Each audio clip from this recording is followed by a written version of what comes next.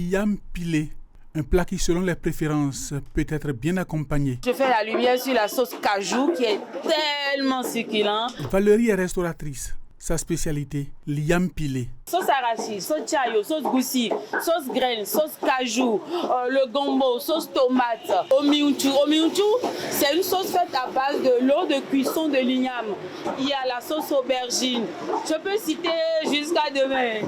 La sauce dissiment, il y a beaucoup de sauces. Sauce égoussi, par exemple. Une longue liste qui donne déjà de l'appétit. L'yam pilé, un plat fortement apprécié. Au Bénin, ce tubercule ne se consomme pas comme les autres produits de la terre. Avant de commencer à consommer la nouvelle récolte d'yam de l'année, dans plusieurs communautés, on procède à des rituels qui depuis des siècles n'ont pas changé.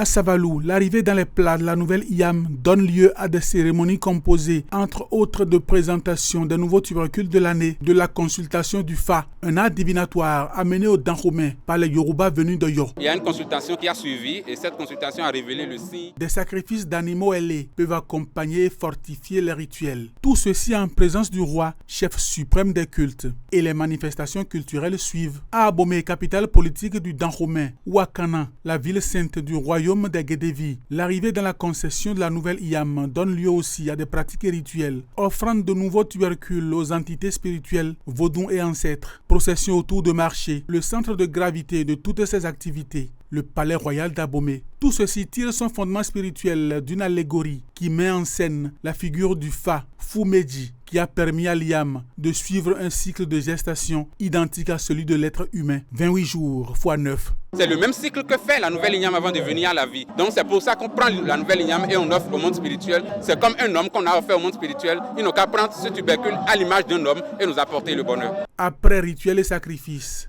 les dégustations peuvent commencer. L'yam, un tubercule si savoureux, mais si particulier et si mystérieux aussi. Il continue de fasciner et de provoquer des recherches scientifiques, des parutions et des variétés de plats dans diverses contrées.